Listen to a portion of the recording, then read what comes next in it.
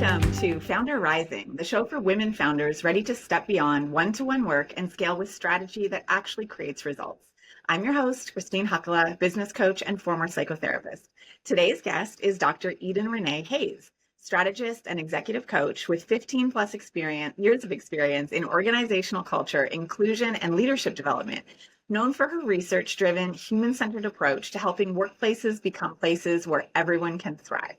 Eden-Reneé has built a standout reputation by translating complex insights about bias, identity, and belonging into practical strategies that empower leaders to create meaningful, sustainable change. Today, she's here to share the frameworks and mindset shifts that make truly inclusive leadership possible. If you want a real look at what it takes to lead with intention, build cultures of belonging, and grow without burnout or performative DEI, you're in the right place. Welcome, Eden-Reneé. Thank you. It's so wonderful to be here. Oh, good. It's so great to have you here. I'm so looking forward to our time together today. I'd love to start off in our initial conversation. You told me about your career, your previous career in academia, before you moved into your own DEI consultancy business. And I would love to hear a little bit more about that transition, about what pulled you out of your former role into the business you have today. Sure.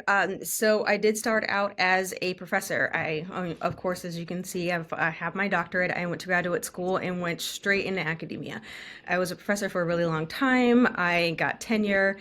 I moved into academic administration. So I was Dean of Equity Inclusion at one school before I went to another school and was the director of their multicultural center. And then it was a big family move, and I decided that it was a good idea to take a bet on myself and lean into the consultancy, because I had been a consultant for a really long time by then, but more randomly and just doing things here and there. Always great to help everybody out, and it was wonderful to have an opportunity to see what was going on in more real life rather than what was going on campus and what was going on in businesses, and being able to help them and bring that like to campus to teach students, to teach my peers, and be able to have a really nice symbiotic relationship, between the two, like the more business world, the more academic world.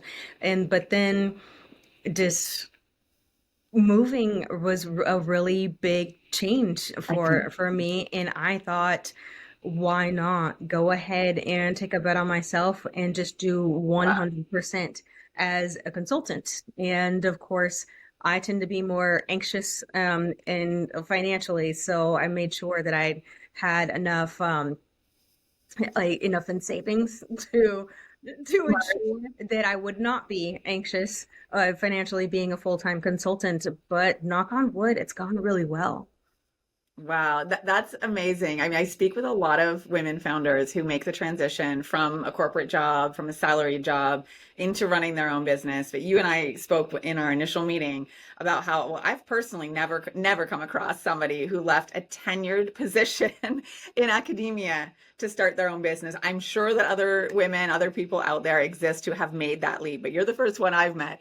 And my wife being a tenure professor as well, I understand, the demands of that job and also the security that it can provide.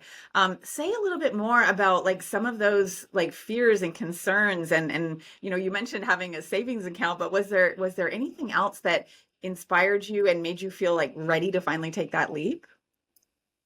I really just felt like it was time for me. Yeah. I felt like there was a certain amount of independence that I wanted to have. There were a lot of shifts in the academy and in colleges and universities that, I wanted to be able to have a greater impact. And by being a consultant, I can do that, because being a consultant, I can affect like many workplaces rather than just the one that I'm in.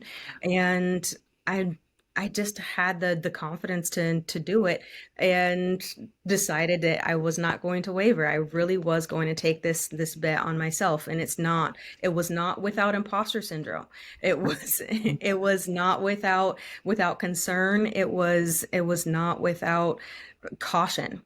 Yeah. But, going from the academy to to being a full-time consultant, it was definitely a much steeper learning curve than it is for someone coming from corporate.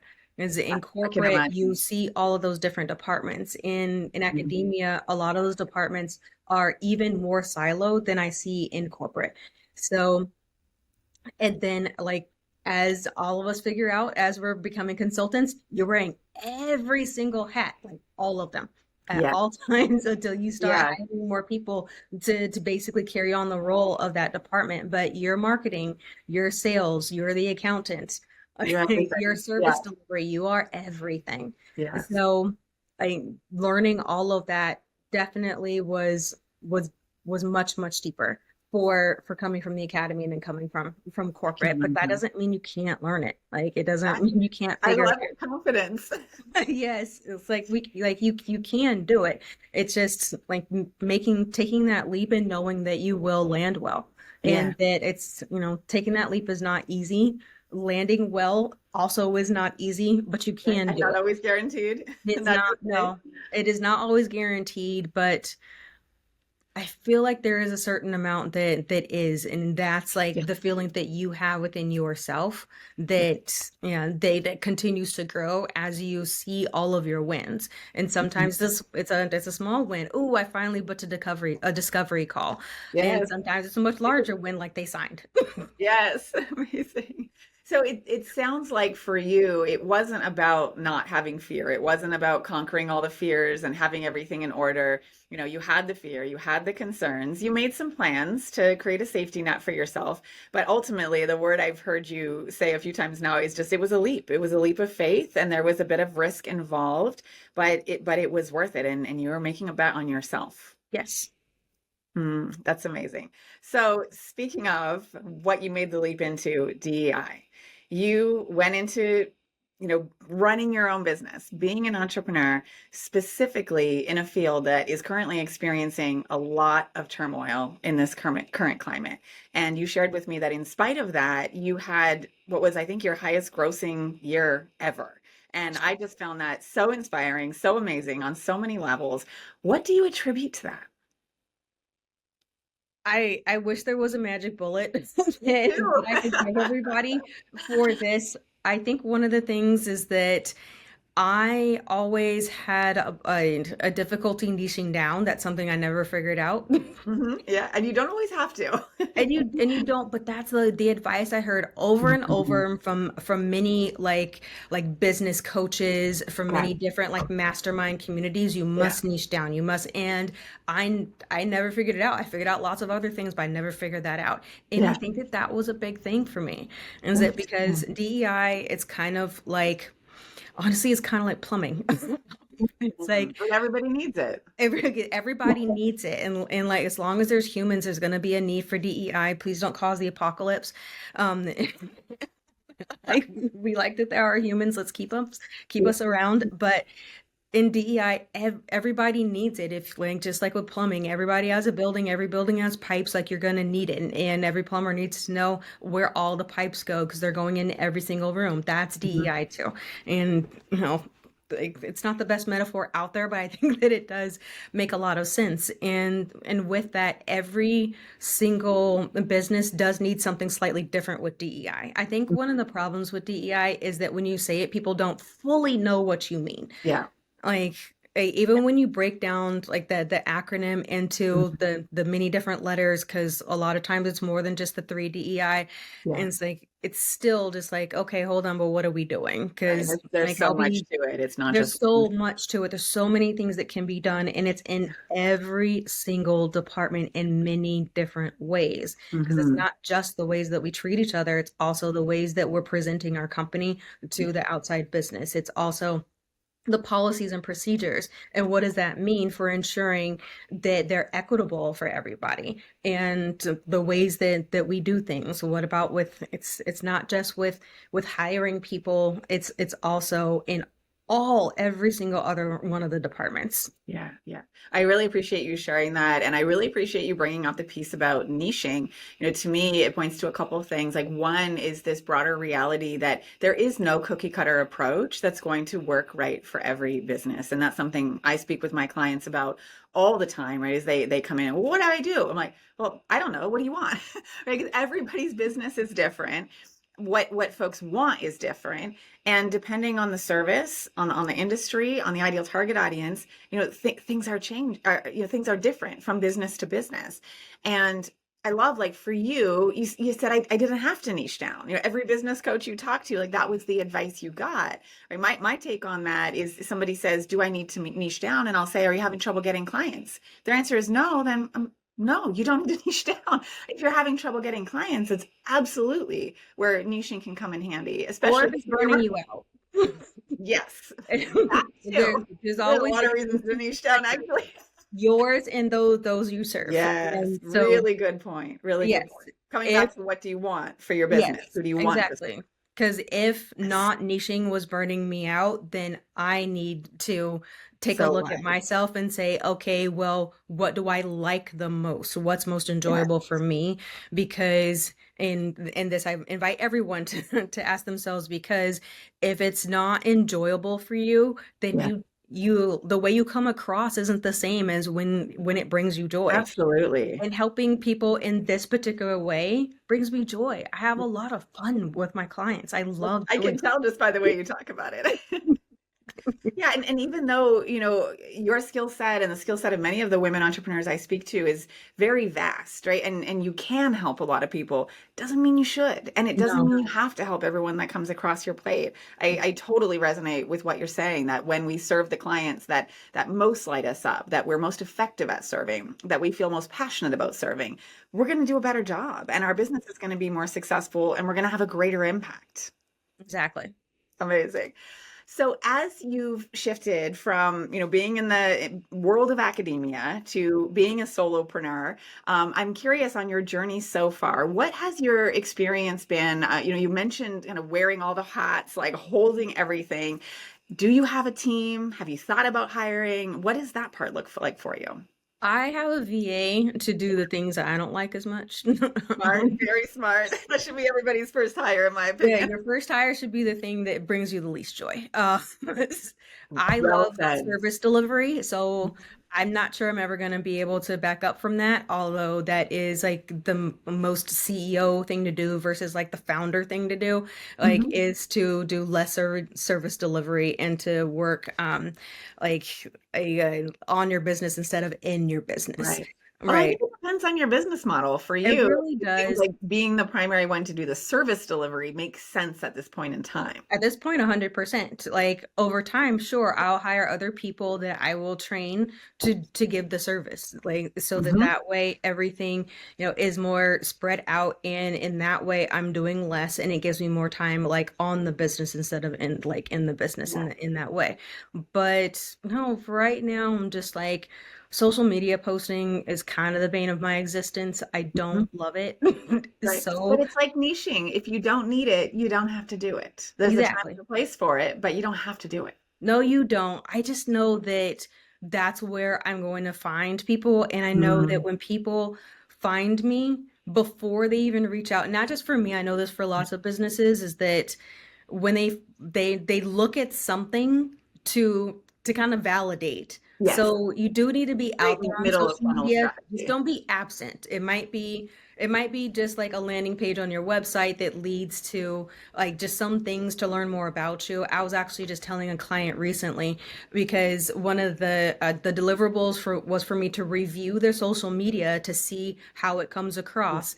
And that's one amazing thing from academia because I had to ensure that I was serving all demographics, not just the ones that I identify with, the ones that I inhabit. So I've learned a lot. And so I can think about things from many different demographics. But of course, if something's deeper than my expertise, I, call an audible and phone a friend. But by reviewing their social media, I was just like, okay, like you definitely need more diverse posting one of the ways, to get it, because they weren't posting very often.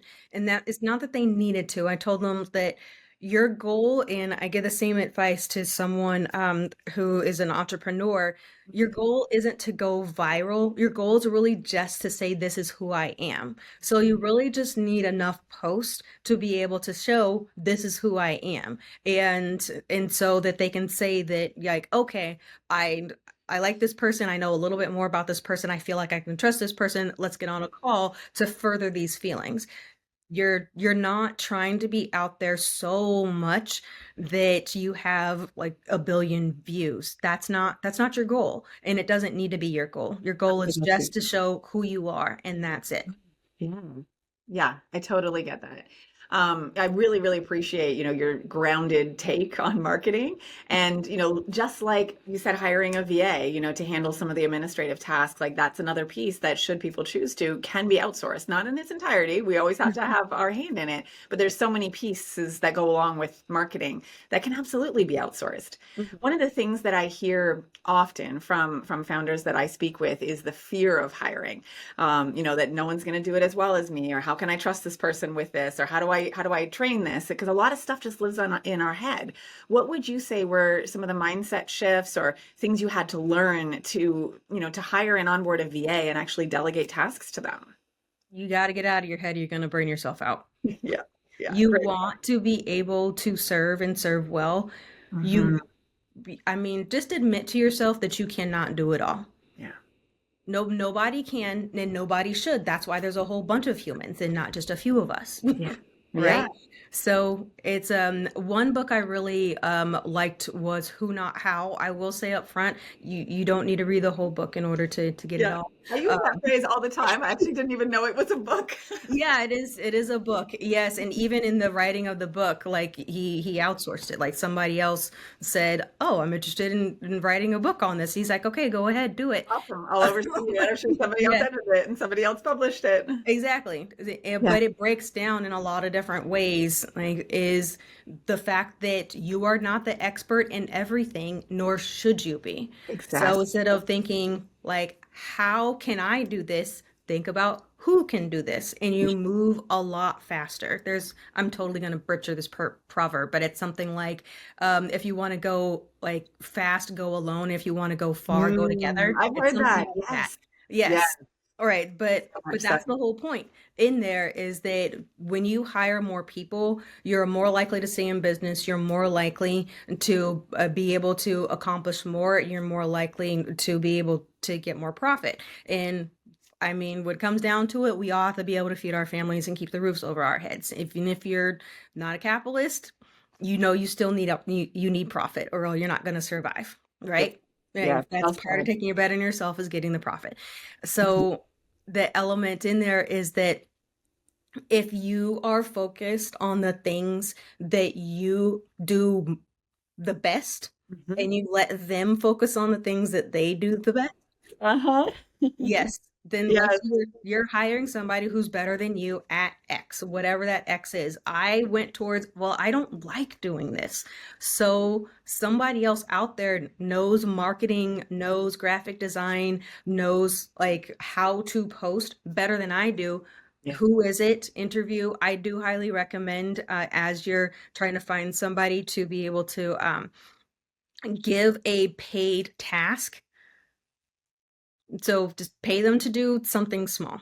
And See how it goes. then you see, because then it's not just vibes, it's not just somebody who interviews well, they can actually deliver. And it's not that they're And going to do hopefully it. deliver better than you. Yeah, they probably will like deliver better than you, but even if they don't, it's like, okay, I can work with this, or okay, no, this is too much of a hump for me to be able to get this person to exactly that spot, because it's your branding.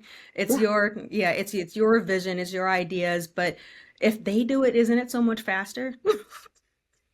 And so much nicer when we don't have to do it. Exactly. It's so much nicer, and then that's you giving yourself back time. And you Yeah. can spend that time on your business, you can spend that time on your family, or wherever else you want to spend that time, Mhm. on your self-care, anything.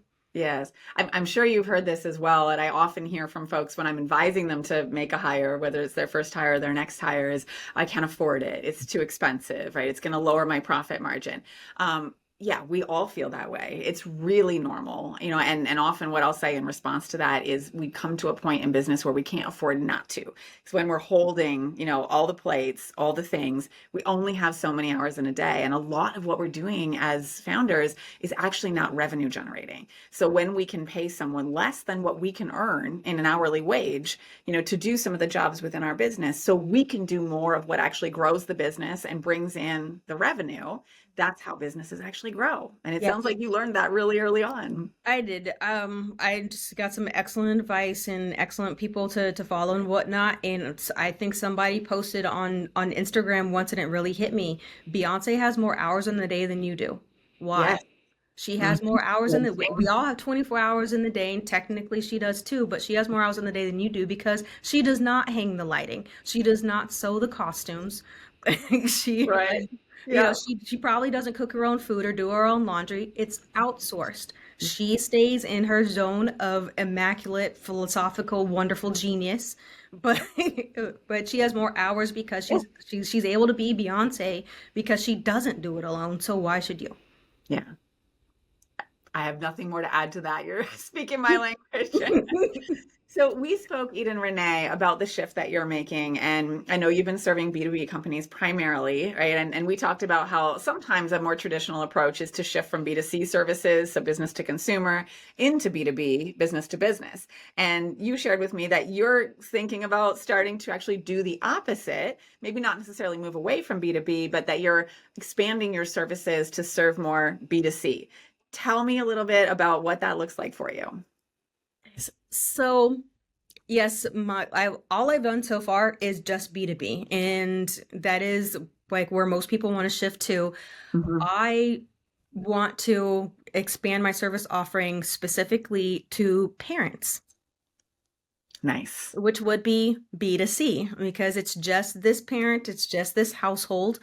And my thought is I know a lot. I'm using a lot within my own household to raise my kids, and I see a lot of people out there wondering how can we combat all of these messages that our kids are getting. What can we do? I'm doing something. Is it the right thing? Is it enough? Is this just feelings, or is this like research and science backed?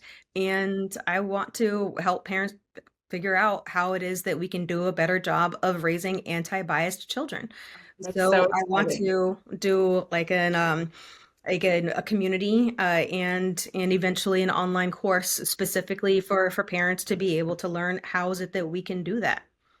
That's awesome. I love that you have the research background, the background in academia to be able to bring to this. Like I can just imagine it's going to be such a wonderful, so wonderful offering, combining all of your skills together. Thank you. And I'm curious, as you think about expanding your offerings, you have some ideas already of like what you want to create. So you've made your first hire, you've got a VA, and as you look into the future over the next 6 months, 12 months, 18 months, whatever it is, what do you imagine some of the bigger kind of either obstacles or challenges business wise that are going to come up for you, whether it's people or systems or finances or whatever it is?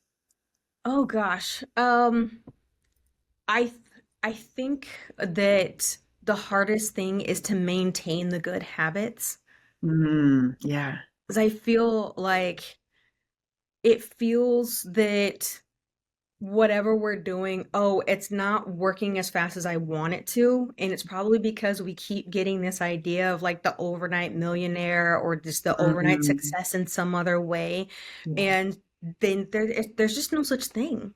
Like it doesn't actually exist, but that's what we see. That's what we see.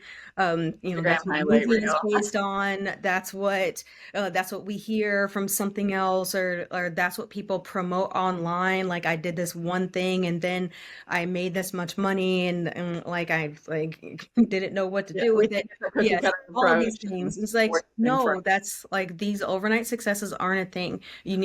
We have to figure out what our metrics are, and being consistently check our metrics, like doing what we want them to do. But like the growth is incremental. So I think the hard thing is maintaining those habits to keep it going, because you're not going to get a million followers like overnight. Again, the goal is not to go viral. Like Yeah. that is not the goal. Like and I don't know. I feel like the algorithms are against us anyway, so I just, just like stop trying. No, um, I think it's such an important awareness is recognizing that even though we may feel really grounded and solid in who we are and the business we're building today, we're all susceptible. And I'll speak for myself, like I'm susceptible to looking out into the world and looking up the ladder, or just even looking outside of my industry and comparing something that's not relevant sometimes. And we think about like what we should be doing, right? Or mhm. or am I doing this right? And it's so easy, as you said, to like get sucked into the hustle culture. We see all these things and we think I have to do it, and we start doing it, and now suddenly we have like not just 10 things on our plate but 30, right? And all that's going to happen is we get bottlenecked, we get burned out, we get stressed out, and the vast majority of those strategies don't work anyways. Right. So I think the hardest thing is to stick to your own habits and the habits that work, that is, and then Yes. and knowing that it's going to be incremental, not thinking just because one person signed up that it's a failure. No, do really well for that one person. That one person then becomes an advocate, and then you get someone else. And like it's going to build up over time. And then to somebody else, it's going to look like you're the overnight success. Yes, That's exactly. what It's so it's going to easy to be. judge from the outside, but what we're lacking is the history that went into that led to that moment, or that Right. led We to don't see the that history. We don't see the process. We don't see all the operations. That is, when I think operations is my new favorite word. success. But Yeah. but that's the thing, is maintain those operations. Only tweak them. Don't try to add more stuff to your plate. Oh, this worked for somebody else, so let me go ahead and give it a I'll do no. this too. We'll try this Yeah, other thing. don't try to Spaghetti do at the this too. wall. Yes, do your best to just do the services that you're already really good at. Yeah. I think the hardest thing for an entrepreneur is to focus, because innately we have so many creative ideas, so many Mhm. things that we get hit with inspiration that we want to try this, and 9 times out of 10 they don't pan out, and it takes months or years to try to implement it, and we get stuck. We just get stuck on this cycle. But the most successful businesses have founders at the helm who are focused and who are creating consistent, repeatable businesses that actually on the inside are really boring because we're doing the same thing over and over, right? Which doesn't sound appealing, but is actually really exciting when the business grows successfully as a result of it. It is, because I think the other piece of keeping the habits and being consistent is that gets easier. And then, but we think that we have to work hard for it, that we have to like keep struggling and then we'll get there. And I There's just don't there's think no get there. I don't think that's the case. Like Yeah, if it's fun for you, if it's easier for you, maybe you should keep doing it. yeah, yeah. And it's okay to get paid for that. Yes, absolutely. And I'll share. I've heard this so many times from colleagues and fellow women founders who crossed the $1 million mark. They hit 7 figures, Wow. and to a lot of us, that's just like, oh, like I've arrived. Yes, absolutely. Congratulations to them. And what I've heard from every single one of them is, I didn't even notice. And when I noticed, I realized that nothing had changed. Like there wasn't anything fundamentally different running a 7 figure business than running a mid or a high 6 figure business. There's things that feel different within the business, but not because of the money. Yeah. Yeah, it's just so interesting, and it's really goes to speak to what you said about how important it is to do what you're passionate about, right? Say no to the clients and the services that don't light you up, and like we were just saying, like just get really focused on what are the things that are actually going to grow your business without succumbing to, I call it hustle culture, right? Didn't coin that phrase, but doing all the things that often don't work. Yeah. You don't have to struggle to make it work. Yeah, yeah. Eden-René, I have one final, well, maybe two final questions, but one in this context is, when you look to the future about the services you're providing, what you're about to create, what would you say is the thing that you're most excited about? Vacation? I love that. Yes. Any specific plans? Yeah, I mean, like we're filming this like in December, so yes, Yeah. vacation is coming up. I'm very much looking forward to Yes. that. My family always like takes an international vacation during the holiday. Not Okay. very far. Kids got to be back in school, but it's nice to always do that and to have that family time where we're just chilling out, no big plans in Right. any day. There's no agenda. I look forward to those no agenda. Let's just find out like where the breeze takes us today. I Wow. very much look forward to that. But I think that as entrepreneurs, we spend so much time like working in our business and doing all the work, and that we should be planning time for Yeah. us to not do that. We must recharge. We must Schedule spend those holidays a year in advance. Get them on on the ourselves. calendar. Yes. I mean, and this is always planned a year in advance. So we always like set aside the money to be able to do it and to be able to take the four of us away. And that's something that it needs to maintain its consistency with that as well, so that we all have a chance to be able to just just sit Oh, and that be wonderful. okay. Yes, yes. That's so smart. Well, I feel like I could just keep asking you questions forever. I love the wisdom and the insight that you bring and the authenticity in sharing your story. It feels so grounded, your approach to business. But I just want to thank you for, sharing everything that you've shared, sharing your journey. And I'm so excited for the offerings you're bringing into the world. I for sure am going to keep following you. And I'm going to imagine that we have listeners on the other end who want to know more about where they can find you, how they can connect with you. What is the best way to get in touch and find you online, Eden-Reneé?